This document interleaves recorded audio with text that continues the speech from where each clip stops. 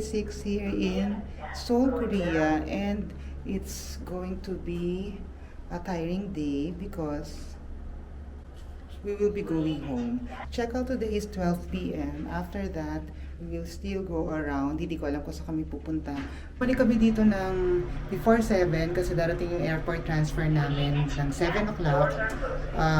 Flight namin will be 12:40 in the morning. So, right now, I'm here at the breakfast area. Ito na yung last breakfast natin for this trip. So, tingnan natin kung anong meron. Paulit-ulit lang din naman, but I'll let you know.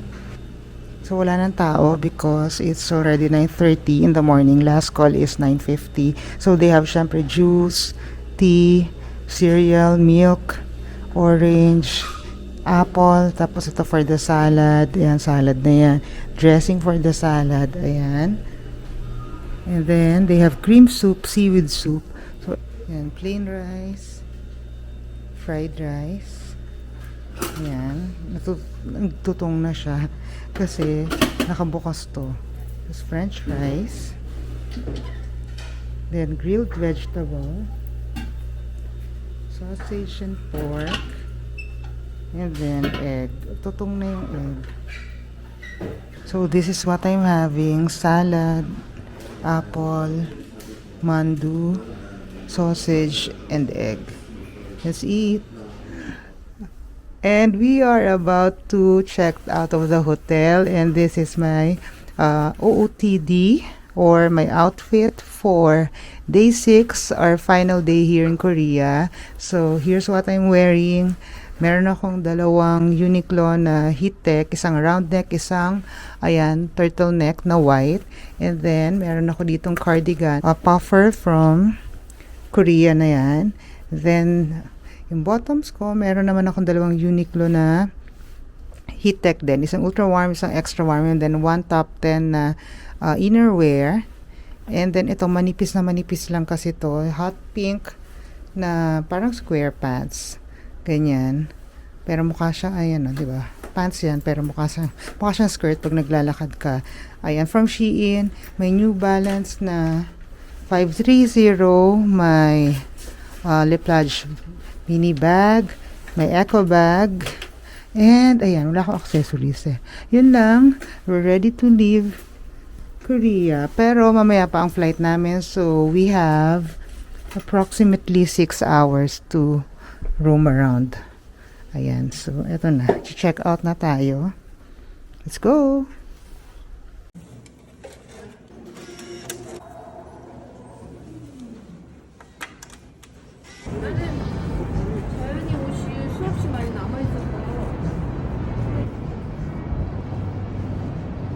Hi guys, pupunta muna tayo dito sa may Daiso kasi meron akong bibili na last minute lang.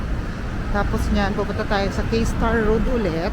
Ayun na lang ang ating agenda for today. Then I'm going back here sa area na to para naman pumunta ng Daemon. And then I'm going back to the hotel kasi airport transfer will be here by 7 o'clock. So ayun, siguro dapat mga 6:30 nandyan na kami kasi ilalagay pa namin kung ano man yung gamit na mabibili namin ngayon. And ayun lang ang ating agenda for the day. Hindi na tayo makakapag-Starfield kasi wala nang time. So ito ang parati nilang pinagstayan, Hotel Prince, katabi ng Starbucks yan. And ito yung Hotel Sky Park. Yan, dyan. Yan sila parati nagstay. Tapos sa likod lang ng Hotel Sky Park is the Myeongdong area. So sobrang lapit lang. Yung pinagstayan namin sobrang lapit lang. Nakita nyo naman. Parang 1 block away ba? Or 2 blocks away from Myeongdong Walking Street. So sobrang ano naman. Sobrang lapit lang talaga. So masaya ako dito sa area na to. Next time na punta namin, okay to. So or kung hindi, tatry kong ano, gusto ko rin kasi mag-Insadong para for the traditional accommodation naman yon. Yun lang yung Daiso. Kasi yung dati namin dun, siguro ano, 1 stop away yon from Myeongdong. Ang Myeongdong station nandito sa right side. Ayan o, exit number 2, kung nakikita nyo, yun ang Myeongdong station. So ayan. Ah, ito pala yung airport limousine bus. Oh, diyan pala dapat ang sakay natin, Jay, oh. Yung bus. Oo. Pero kasi ang hirap nga dali nung luggage.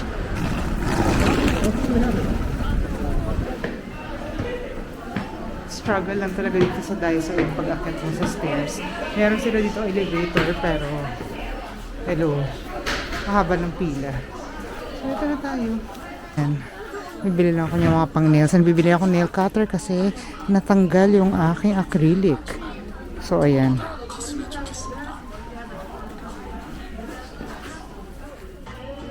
Ang daming pang nails dito. Ito yung mga fake nails. Yung mga stick-on nails yata to eh. Ayan. Pero, hindi naman kasi na ako nagaganyan. So, hindi na ako bibili. Pero ang dami ko na naman biniling mga pang eme-eme na nails. Ayan o, nandito. Ayan siya. Diba? Bumili na naman ako ng napakadami. Kasi ang mura-mura niya. Yan ang mahal ang binabayad ko dyan. So, ayan. Self-checkout na tayo.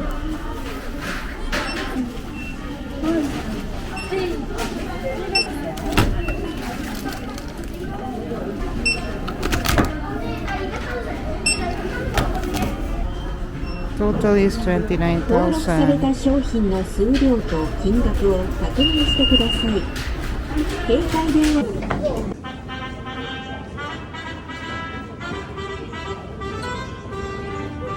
Hi guys, we are here at K-Star Road. Nagpunta na kami dito a few days ago and meron na naman gustong bilhin yung anak ko. Balik-balik lang talaga kami sa isang lugar. So yun, ang gusto ko talaga is mag Starfield ngayon sa Suwon, pero ayun, nagmamakaawa to. So this trip is all about EJ. So everything na gusto niyang gawin, lahat yun ang ginawa namin. 'Di ba? So okay lang kasi parang bonding time na lang din namin dalawa to, kasi kami dalawa nga lang yung bumiyahe ngayon. Siya ang nag-navigate sa atin kasi siyang may gustong puntahan. Kailangan ko lang siyang dalhin dito kasi hindi niya pa kaya na mag-train ng mag-isa. Hindi pa ako confident na gawin niya yon at hindi rin niya kaya talaga. Hindi niya pa tatry at hindi niya pa talaga magagawa. Ang kaya niya yan, mag-navigate nung pupuntahan through map, pero gamit yung mga app. Tapos magte-train kasi very complicated ang subway sa ibang bansa. Sobrang daming mga tracks, maraming transfer. So pag hindi ka talaga pang magaling, wag mo nang gawin. Mawawala ka talaga. Hindi rin madali makipag-usap kasi nga hindi naman English speaking country to. So pag nawawala ka, mahirap talaga. Though may mga apps na ngayon like Papago na pwede ka makipag-usap gamit yung app. Kaya lang syempre struggle pa din. Sabi mo kung masarap dito. What's that? Haru. Bango. Gutom ba ako? Bakit na? So ito, may mga restaurants wala dito. Sobrang premium ng restaurant na kinainan namin kahapon is called Wang Bijib. It's actually a Samgyu place. Pero meron din silang beef doon. Kaya lang ang catch is hindi siya unlimited. So kung naghahanap ka ng unlimited yung yung mga pagkain, tas affordable, hindi siya para sa inyo kasi medyo mahal siya. For kunwari 150 grams ng pork, yung price niya is parang mga 21,000 yata. Depende kung anong cut nung meat ang kukunin mo. So for the pork, meron 21,000, may 22,000, may 23, ganyan. Tapos yung beef naman nila, parang nagre-range siya from 45,000 won to parang 55 yata or 60,000 won. Ano lang yan per 150 grams na na meat. Pero unlimited yung banchan or yung side dish. So, tas ang sarap ng mga side dish nila.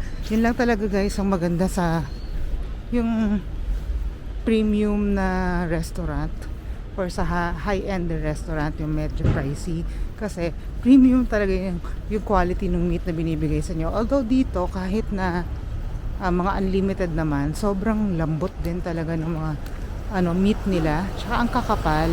Alam niyo yung pork nila doon, parang ang kapal kung nakita niyo yun, di ba? Sobrang kapal niya pero sobrang lambot niya. Tapos may nagluluto pa para sa inyo, hindi kayo yung nagluluto. So yun yung maganda doon.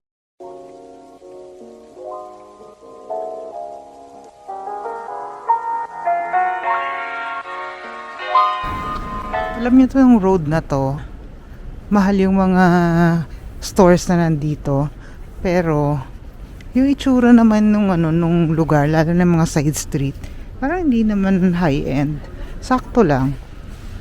Pero yun dun sa main, yung sa K-Star Road nga, kung nasan yung mga Chanel, ganyan, dun yung maganda talaga. Pero ito yung mga mamahal na mga pinupuntahan namin ngayon, parang side street lang siya. So ganito yung itsura niya, di ba? Parang hindi naman masyado kagandahan yung lugar. Pero my God, pag nakita niyo yung mga presyo, malulula na lang din talaga kayo.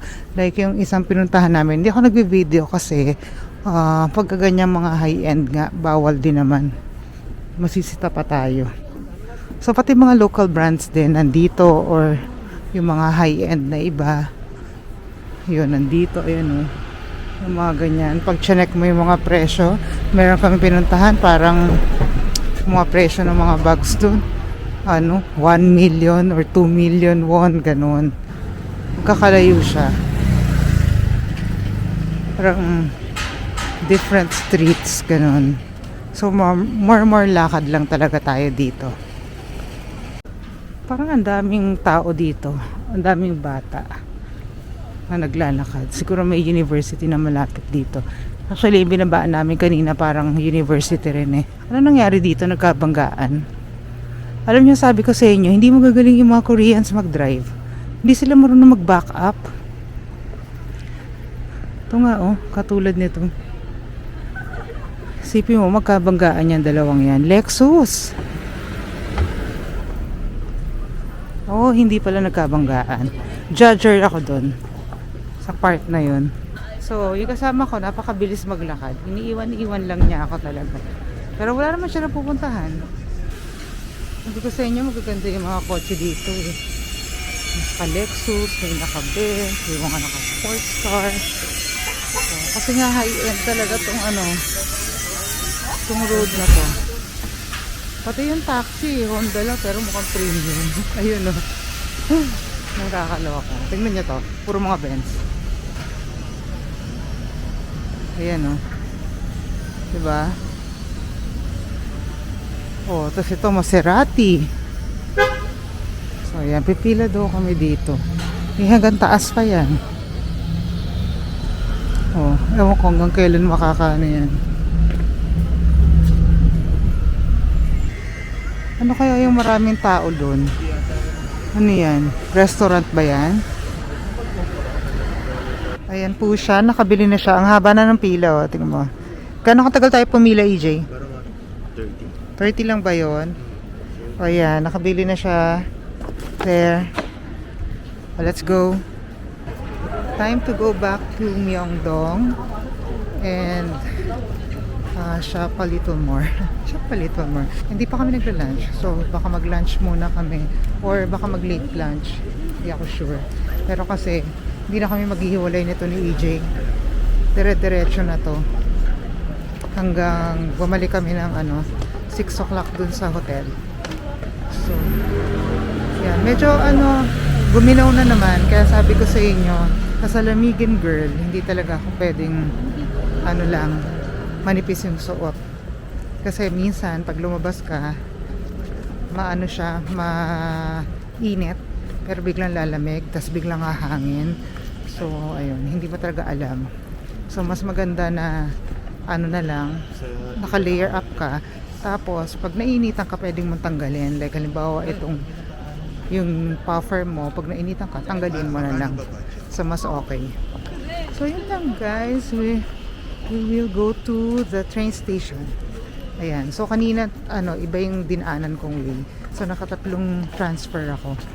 So ngayon i-check ko kung saan mas malapit, kung same lang din ba or depends kung ano mas mabilis. So hindi na talaga ako mag-Starfield kasi chinek ko from here to Starfield Suwon is like almost 2 hours, ang layo. Kaya talaga sabi ko kung yun ang pupuntahan namin, yun lang. Hindi na pwede, medyo tight nga din kung yun natatakot din ako So let's go. Namumula na naman yung mukha ko tsaka yung ilong ko nito. Ang lakas ng hangin tsaka ang ginaw ngayon, feeling ko baka zero na nga ito. Sobrang ginaw, parang naka-freezer yung mukha ko. Kung kailan naman talaga wala akong dalang mga beanie and all kasi naka-impake na nga, ngayon pa talaga guminaw.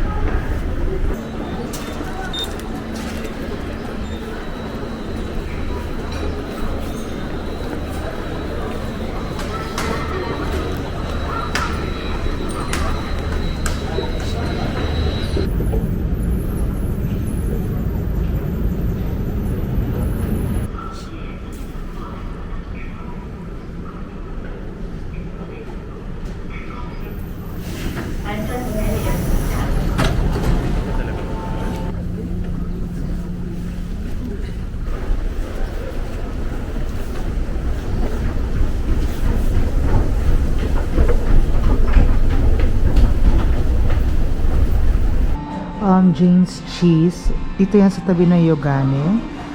Duck Galbi. Second floor siya. Nandiyan yung itsura niya. Walang tao kasi 3:30 in the afternoon. Are you tired? No, And hungry? Hungry. No, you're hungry. I'm hungry. Ay, meron din pala sila dito ng fit jokbal. Yan, Jay. Gusto mo jokbal? Libre kita. No. Nandemon tayo, Jay. Yun lang, last na, tapos balik na tayo sa hotel ng 6. Okay, sakto lang, di ba? Okay, share ko lang. Sa iba, may ganito sila, pero basurahan yun. Marami kasing mga plastic minsan niya nakapatong-patong. Kumuha si EJ kasi nga gagawin niya gloves. Lumapit sa kanya yung server. Sabi niya, no. Kasi nga trash can. Pero dito, girl, yung trash nila, sama-sama na. hindi masyado maselan dito sa restaurant na to. Malinis ang tubig. Pwede kang uminom ng tubig galing sa faucet lang. Hindi ka mag-LBM. Sakitin pa naman yung tiyan ko. Diba? Oo nga naman. Good for two na to. Dito kami sa loob ng airport transfer namin. Ang nakuha ko is Kia Carnival. Ayan, ano to? Comfort 7-seater. Ayan. This is for almost 4,000. Two people. For the comfort naman din talaga si EJ. Tignan mo, Kia Carnival nga. Kaya nga komportable siya. Dalawa kasi yung pagpipilian doon. Comfort and economy.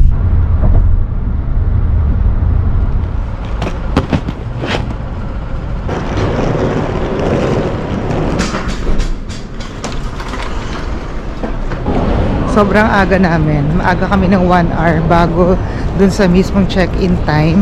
Nandito na ako and titignan natin kung ano mga meron dito. Ito kasi open naman siya ng 24 hours kaya mahal na. Magkano yan? 5,000. So, itong munchkins na to is 250 pesos. I ordered the sandwich and